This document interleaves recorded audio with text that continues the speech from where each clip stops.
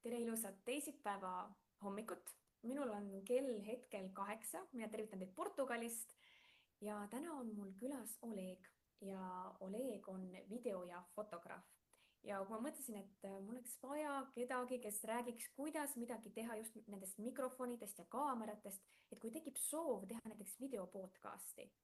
Ja siis Kristina Piltjai, kes on Olegi assistent, kohe kirjutas mulle, et mul on üks inimene ja ma ütlesin, nii tore, et tere tulemast, Oleg. Aitäh, tere ka minu poolt. Korra küsin, et kuidas sinul üldse selline eriala valik, et video- ja fotograafindus? Ma ei tea, kuidagi juhtus, et mul pakkus tükk aega huvi sisuloome üleüldiselt ja siis video hakkas järjest rohkem nagu populaarsust võtma ja tundus loogiline ja siis kuidagi nii juhtus. Sa võid kommentaarides märku anda, kas sina rohkem kuulad podcast'e, sest et seesama podcast võib olla nii videopildis kui ka lihtsalt helifailis, et mina näiteks, kui ma kodus süüa teen, siis mul meeldib isegi vahepeal panna ta niimoodi videona, siis kuulata kõrvaklappidest ja siis kui jalutad, siis paned lihtsalt podcast'ina mängima, et see on nii kihvt, kui on need mõlemad tegelikult täidetud, et sul on võimalus sedasama asja vaadata videos ja samal ajal lihtsalt ka kuulata, et mulle väga meeldib. Ja siis vahepeal saad teada ka, mis häälega see inimene on, eriti veel kui kaks inimest teevad kahekesi podcasti, et kumb on kumb, kui näiteks naisterahvas või meesterahvas, et siis paned pildi ja näoga kokku. Täpselt, mul on sama ja mõned mõtted, mis ma tahtsin ka rääkida, et audio podcastide puhul üks Eesti tuntumaid podcast, ma nime ei hakka nimetama, see on natukene võib-olla eetri jaoks ebasobilik nimi, aga nende puhul oli kaks kotti ja siis nad on mitu korda öelnud, et neid aetakse segamini, kui neid nagu päriselus nähakse.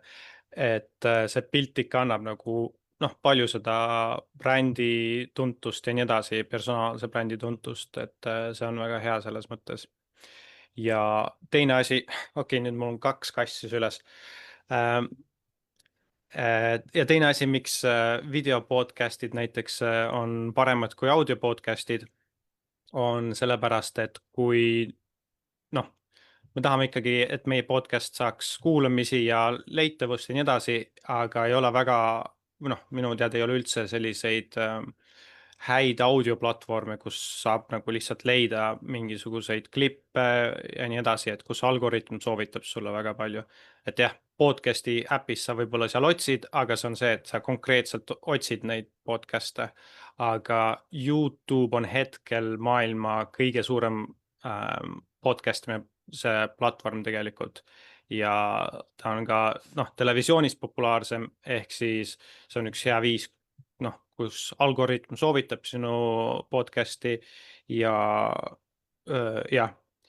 teine asi on, et sa saad neid podcasti klippe alati ka otsida parimad kohad välja, Instagrami, TikToki ja nii edasi postitada ja siis jällegi leitakse sinu see podcast ja sisu nagu kiiresti ja hästi ülesse.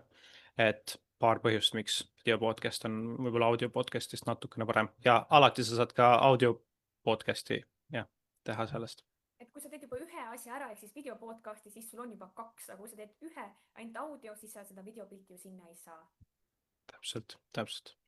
Ja sul olid väga ettevalmistanud ka tänaseks õpiampsuks, et mida sa meil seal õpiampsus näitad? Põhiliselt räägime tehnilistest asjadest, et täna seda strateegiat nii palju võib-olla kontseptsioonidest ei räägi, et jah, mul on üks video ette valmistatud, ma loodan, et see liiga palju ei läägi, aga kui läägib, siis sa saad vist chatis jagada ka YouTube'i linki, et siis saab sealt vaadata eraldi ja see on umbes 18:30 minutit, et paneme siis äkki tööle. Yeah. Nii.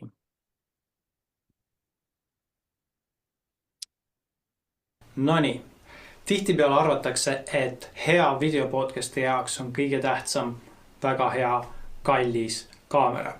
Aga loodetavasti ma saan selle müüdi kohe ümber lükatud, sest et tegelikult kõige tähtsam on mikrofoni paigutus, number 2, hea valgustus ja kaamera tuleb alles 3. mängu. Nii, praegu me filmime telefoniga, teeme väikse testi ka telefoni audioga, see on siis telefon niisama. Praegu me siis salvestame telefoni ja telefoni mikrofoni asemel ma kasutan sellist suhteliselt soodsat Revere mikrofon eesti keeles, inglise keeles on lavalier mikrofon. Ta käib särgi külge ja selle pluss on, et distants mikrofonist suuni on alati sama. Ehk siis ei juhtu sellist asja nagu podcasti mikrofonidega tihtipeale juhtub, et vahepeal inimene on väga lähedal mikrofonile ja siis vahepeal ta räägib hästi kaugel ja siis me peame volüümi tõstma, et seda kompenseerida. Aga nüüd ma vaatan, kuidas see video tuli, sest et ma ei näe seda pilti hetkel, kuna ma salvestan tagumise kaameraga telefonil. Podcasti puhul on muidugi lihtsam, kui on 2 inimest, siis sa saad vähemalt ühe inimese ära raamida, valgustuse paika sättida ja siis vaadata, kuidas see välja tuleb. Nonii, mulle endale tundub, et see pilt näeb palju parem välja kui mu hea kaameraga tehtud video, aga halva valgustusega. Sest et hetkel on valgus palju meeldivam minu jaoks. See toon on päevavalgus balansseeritud 5600 või 5500 kelvinit. Ehk siis meil on õige valgusbalansiga värvid. Teiseks me saame siin natukene regullida seda valgustaset. Loomulikult ma regullisin seda ka telefonis. Teine asi on ka see, et see valgus on suhteliselt lähedal mulle, mis teeb selle natukene pehmemaks, ta on ka madalamal ja suhteliselt lai. Mida laiem see on, see valgusallikas, seda pehmem ja meeldivam ta on reeglina. Ma lisasin veel ühe valguse juurde. See on siis positsioneeritud minust tagapool, üleval, suunatud alla. Ta lisab natukene sellise valguse ääre juuste peale ja selle funktsioon on siis eraldada subjekt, inimene, siis taustast. Me saame ka valgust siia tausta peale lasta, võime seda teha ka värviliseks ja vaatame, kuidas see jällegi pilti muudab. Taustavalgus ka pandud, see on selline väga lihtne viis, kuidas vaibi natukene paremaks teha. See taust siin on suhteliselt halb hetkel. Need vahtplastruudud siin on väga kehvasti seina külge liimitud, nad on viltu, aga neid vahtplast asjandusi on hästi tihti podcastides näha ja see ei ole vajalik tihtipeale. Nad on reeglina kaja eemaldamiseks pandud. Selle eemaldamiseks tegelikult kõige lihtsam variant on riputada mõni tekk podcasti külalise ja hosti saatejuhi siis ümber. See püüab enamiku sellest kajast kinni. Teine võimalus on lihtsalt panna rohkem mööblit ja asju ruumi. Need objektid püüavad ja lahjendavad nii-öelda seda kaja. Aga tegelikult, kui meil on juba mikrofon suu lähedal, siis see elimineerib meil enamik kaja probleemist ära. Kõrvaklapid, kas need on vajalikud? Mitte ilmtingimata. Siin stuudios pigem on hea neid kasutada, sellepärast, et meil on siin mõned juhtmed, mis ei ole alati toiminud ja siis on kuulda kohane feedback, et sa kuuled, okei, see mikrofon jupsib, see on ära päästnud, sest et siis sa saad seda juhet sättida ja nii edasi. Ja teine põhjus, miks need kõrvaklapid on päris mõnusad, on see, et sul tekib kohe siuke podcasti tunne. Kohe sa oled nagu raadiosaates, see annab sulle kohe kuidagi sellise isoleeritud muust maailmast tunde ja soovitan proovida. Nonii, nüüd me oleme siis minu kallima kaamera peal. Ma ei tea, kui palju seda vahet on näha reaalselt. Eks ma pärast seda videot töödeldes näen. Aga ma usun, et see vahe ei ole nüüd nii suur telefoni ja kaamera vahel versus siis nüüd telefon hea valgustusega ja kaamera kehva valgustusega. Kuuleme korra kaamera peal olevat mikrofoni. See kaamera on umbes 1,5 meetrit minust, ehk siis see tõenäoliselt ei kõla nii hästi nagu antud podcasti mikrofon. Praegu ma räägin siis Revere mikrofoni ja see läheb kaamerasse. Miinus Revere mikrofonide puhul on see, et kui riideid, juukseid ja nii edasi liigutada, siis see võib seda mikrofoni müra tekitada. ja seda me loomulikult ei taha. Ehk siis on plussid, on miinused nendel erinevatel mikrofonidel. Selle professionaalse podcasti mikrofoniga on siis nüüd siuke lugu, et seda ma kaamerasse otse ei saa ühendada, sellepärast et see reverb mikrofon on sellise 3,5 millimeetrine, umbes nagu kõrvaklappidel selline otsik. Nendel mikrofonidel on see otsik teistsugune, see on siis selline nii-öelda professionaalse mikrofoni otsik ja selle jaoks on meil vaja mikserit. Hetkel siin ma kasutan Rodecaster Pro mikserit, on lihtsamaid variante, odavamaid variante, siia saab ühendada 4 mikrofoni, on kaasaskantavaid, selline väiksem kaasaskantav variant ajab asja täitsa ära. Ainus asi on see, et juhul kui sa loodad, et sa patareidega kasutad seda, siis need lähevad üpris ruttu tühjaks, ehk siis ma soovitan ikkagi juhtmega arvestada. Reeglina on neil mitu varianti, sa saad juhtmega, patareidega, nii et juhtmega on parem. Ja loomulikult me peaksime kindlasti jälgima seda, et meil ei läheks need audiopulgakesed või kuidas iganes me seda nimetame punasesse. Reeglina selle puldi puhul ma olen jälginud, et nad maksimum, kuhu mu hääl välja jõuab, et see oleks natukene üle poole, aga see jällegi oleneb külalisest, mõni räägib vaiksemalt ja mõni räägib kõikuva hääle volüümiga. Üks asi, mis valgustuse puhul ma tahaksin öelda, on see, et on olemas sellised odavamad stuudiovalgused, videovalgused, mida saab osta umbes äkki 50 euro eest komplekt, kui ma ei eksi. Nende puhul on miinus see, et see valgus on natukene siuke rohekas. Ta ei ole nagu kõige parem. Sellepärast soovitan professionaalsemat valgust kasutada esimesel võimalusel. See on täpsem ja seal on ka loomulikult meil on erinevad hinnaskaalad ja nii edasi, et seda tuleb vaadata, mis on hetkel eelarves. Jõudsime siis koju ja nüüd on aeg hakata töötlema. Aga enne ma kasutan siis ühte valgust, mis peegeldab vastu valget seina, mis peaks andma suhteliselt sellise pehme valguse mu näole. Nagu rääkisime, mida suurem valguse allikas, kas siis see on mingisugune hajutus, nii-öelda softbox või siis peegeldus või siis kas või lihtsalt lina, mis on valguse ette pandud, mis nagu hajutab siis valgust, seda pehmem ja parem see valgus on. Ja mikrofonina ma kasutan Rode Wireless Pro mikrofoni, mis saadab siis signaali siit sellesse kasti ja see kast on siis 3,5 millimeetrise juhtmega ühendatud kaamerasse. Ja teine mikrofon on meil USB mikrofon, mis on ka jällegi variant, et podcasti salvestada, aga siis peab vaatama, et tihtipeale sa ei saa 2 USB mikrofoni ühe arvutiga kasutada, ehk siis tuleb sellega arvestada. Meil on siis Rodecaster Prost helifailid ja üks kaamerafail antud podcasti jaoks, mida me testiks kasutame. Nagu näete, siis ta küsib meil, kas me vahetame frame rate'i. Tõenäoliselt paneme change, sellepärast et saame vaadata seda faili peale properties ja siis frame rate näitab 25 frames per second. Siis me lähme, muide me kasutame DaVinci Resolve Studiot, aga tasuta versiooniga saab kõiki neid asju teha, mida ma nüüd tegema hakkan. Aga lähme file, lähme project settings ja vaatame 25 frames per second. Reaalselt meil on 4K video, aga see timeline resolutsioon on 1080p ehk siis HD resolutsioon. Me saame selle panna kas praegu või hiljem 4K dimensioonid, aga hetkel ma seda ei tee, sest et meil on lihtsam töödelda HD formaadis. Kus on meie audiofailid, millegipärast need meil siia ei tulnud. Me võtame need uuesti siia.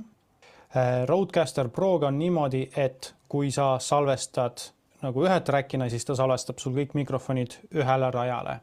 Kui sa salvestad eraldi, seda tavaliselt mina selleks, et kui üks inimestest podcastis räägib valjemalt ja teine räägib vaiksemalt, siis ma tahan neid eraldi balansseerida. See annab mulle selle võimaluse siis. 1, 2, need 2 esimest rada on siis kõik mikrofonid koos ja järgmised rajad on siis mikrofonid eraldi. Edasi tulevad tühjad. Kõigepealt ma teen niimoodi, et ma panen link, siis unlink ja ma kustutan esimesed klipid ära backspace'iga, mitte delete nupuga, sest kui me delete nupuga vajutame, siis ta kustutab kõik selle klipi, selekteeritud klipi all ja üleval olevad asjad. Nii, me kustutasime ühe ära, sest meil teist ei ole vaja ja me kustutame kõik peale 2 mikrofoni, ehk siis meil tuleb hetkel, kuna meil on 2 inimest, siis meil tuleb 2 rada pluss siis see kokku pandud rada. Miks meil kokku pandud rada on vaja, on selleks, et me tahame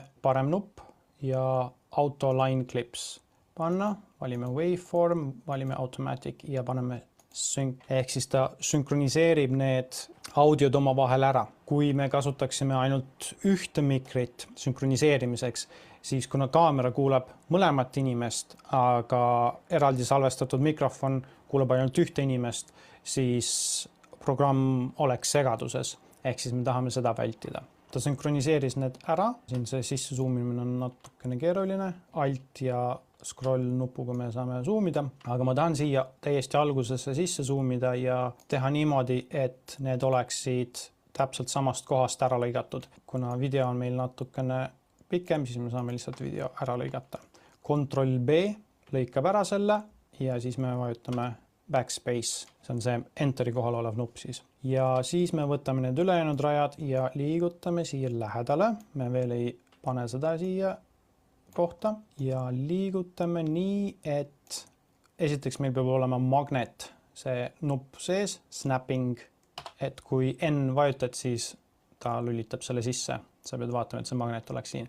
Ja miks me snappingut tahame, on see, et siis ta hüppab siis sellesse kohta nii-öelda magnetina, kus meil on, ütleme, ühe klipi lõpp, teise klipi algus ja nii edasi, ehk siis see saab täpsemini tehtud niimoodi. Ja praegu ta snappis meil õigesse kohta, aga me peame alati ettevaatlikud olema sellega, et ei juhtuks niimoodi, et upsi, me nüüd liigutasime seda natukene liiga vasakule ja siis nüüd meil on näha, et meil on nad nihkes. Seda me tahame vältida. Nii, Ctrl Z teeb meil undo. Me oleme kõik ära sünkrooninud, siis seda rada meil enam vaja ei ole. Selekteerime selle ära, backspace, kustutasime ära ja nüüd selekteerime kõik, Ctrl A, tõmbame vasakule, siis võtame selle, tõmbame siia ülesse ja nüüd on meil siis korras. Mis ma edasi tavaliselt teen, on see, et ma võtan siit, siin on üks siuke joon ja tõmban seda niimoodi ülesse, ehk siis tõmbame volüümi ülesse, kuni need otsad natukene justkui lõikavad ära. Mitte väga palju, kui me võtame shifti ja siis tõmbame ülesse, siis see teeb seda natukene täpsemalt. Muidu ta teeb liiga järsku, aga niimoodi me saame natukene sujuvamalt seda teha. Nii, nüüd natukene neid ülemisi otsasid justkui lõikab ära ja see on selleks lihtsalt, et vaiksemad kohad saaksid üles tõmmatud.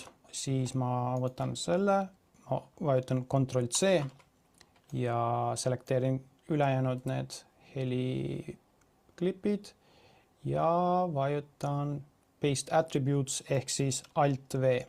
Nii, ja siis ma vaatan, volüüm, ma tahan volüümi edasi viia sinna. Nüüd järgmine samm on see, et me läheme Fairlight tabi. Enne me olime siin Edit tabis. Fairlight tabis me leiame sellise diagonaalse joone siin. Lülitame sisse kompressori. Paneme selle nii asja maksimumi. Ratio ma panen tavaliselt, ütleme circa 3 peale ja limiteri paneme näiteks -4. Nii, ja sellega on korras. Nüüd me võtame copy ja paste nendele, vale asi, me tahame siit seda natukene mikseri asja vasakule tõmmata, et A3 on siis see A3 rada siin, A2 siin on A2 siin, et kõik rajad, kus meil mingigi audio on, tavaliselt ma tahan seal seda kompressorit ja limiteri lisada, ehk siis, et see pehmendab nagu need ülemised otsad ära ja teeb limiidi, et nad järsult ära ei lõikaks. Ma ei oska seda paremini hetkel öelda. Siis audio poole pealt on kõik. Nüüd me tahame minna pildi poole peale. Ärge tähele pange, et siin on alkohoolsed joogid. Lähme värvid tääbi, siis läheme color wheels tääbi. Tegelikult me saame teha ka niimoodi, et me lihtsalt vajutame siit A peale ja siis ta automaatselt teeb midagi ära, aga ma seda alati ei usalda. Minu meelest on ikkagi liiga tume, siis ma manuaalselt tõstan varje natukene ja võib-olla tõmban highlight'e alla, kuigi siin vist pigem isegi ei tee seda. Enam-vähem okei näeb välja. Nüüd ideaalis ma kasutaksin muidugi 2 kaamerat, nii et ühe külalise peal on üks kaamera, teise külalise peal on teine kaamera, aga nemad teevad hetkel sellist lihtsamat varianti, sai siis ainult 1 kaameraga filmitud ja loomulikult saab ka lihtsalt telefoniga filmitud, nagu ma varem rääkisin. Tegelikult me lõikame veel esimese osa ära, siit tagumise osa ära, ütleme, kust me tahame ära lõigata, võib-olla me tahame keskelt natukene midagi ära lõigata. Veel üks asi on puudu. Me tahame kaamera audio ära mute-ida või siis üldse ära kustutada, siis me peaksime unlinkima selle ja backspace'iga niimoodi tegema, aga toimib ka mute track. Hetkel ma jätan lihtsalt mute track. Siis me läheme deliver lehele, valime koha, kuhu me tahame salvestada. Reeglina ma salvestan MP4-na. Kodekiks ma võtan siit H265 ja siit võib vastavalt siis platvormile panna erinevad sätted. Instagramis tavaliselt on kuni 20 000 kilobaiti sekundis. YouTube'iga võib ka, ma ei tea, ütleme 26 000 näiteks olla. See oleneb. Aga miks vähem panna on see, et kui fail on liiga suur, siis Instagram hakkab ise protsessima seda. YouTube hakkab ka nagu ise niikuinii protsessib, aga siis ta kompresseerib seda kvaliteeti eriti kõvasti alla ja siis pigem ma lasen DaVinci Resolve'il selle välja lasta väiksema suurusega, kui lasen Instagramil ja YouTube'il täiega seda kompressida. Ja pluss, fail tuleb muidugi väiksem ja siis sa ei pea seda tundide ja tundide viisi üles laadima. Ja siis ma panin veel 2-pass full sätte siit. Siis on põhimõtteliselt kõik. Nimetus, add to render queue ja render all. Ja siis ongi sul videopodcast valmis. Nii, aga kui teil jäi mingeid küsimusi, mis praegu jäid vastamata või tuleb hiljem meelde, siis alati võite mulle kirjutada oleg@avar.ee, aitan nii, kuidas saan. Ja kui teil on vaja stuudiot, kus podcasti salvestada, kas siis videoga või ilma, siis ka võtke minuga ühendust ja siis vaatame, mis me saame teha. Aitäh, Oleg. Ma panin selle reväär mikrofoni. Kas nüüd on natuke paremini kuulda? Nüüd oled sina, Oleg, mikrofon on kinni sul. Nii, et mind ei olnud üldse. Oli ikka natuke vaikne, aga see võib olla minu teema. Et, jah. Ma pean seda vaatama. Nii, praegu ma ei kuulnud üldse midagi. Aitäh, Oleg, selle tänase õppijamsu eest. Ja siin oli päris palju küsimusi, et saad tulla seda vastama nendele küsimustele. Ja aitäh, et sa nii põhjalikult ette valmistasid. Et kohe, kui soovid teha videopodcasti, siis võid teha seda ise, aga ma soovitan pöörduda professionaali poole, kes teeb seda palju kiiremini ja tegelikult lihtsamini kokkuvõttes, et tal on nii käe sees juba kõik asjad. Ja, ma ei teadnud, mida kõike lisada seal. Ma ikka kattesin ja siis ikka vaatasin, et millal see nüüd otsa saab. Et, jah. Meil tuli ka üks küsimus, et kas DaVinci Resolve on parem kui Adobe Premiere Pro? No mõni arvab, et on, mõni arvab, et võib-olla ei ole, et see on eelistuse küsimus tegelikult. Jah, DaVinci Resolve'i puhul on pluss see, et see on esiteks tasuta, see nagu põhiasjad, siis AI asjad on tasulises versioonis, mingid on tasuta ka versioonis, aga seal on see, et kui sa selle ära ostad, siis see on kõik, et sa omad seda nagu stuudioversiooni, aga Premiere Pro puhul hetkel on vist niimoodi, et ainult kuupõhiselt ja siis ja pluss inimesed räägivad, et ta crashib hästi palju, mida ta tõesti teeb. Aga jah, see on eelistuse küsimus, et sa ei pea ühte või teist kasutama. Aitäh! Ja soovin sulle ilusat nädala jätku ja paneme selle õpijampsuga YouTube'i, et saa seda järgi vaadata. Aitäh kõigile!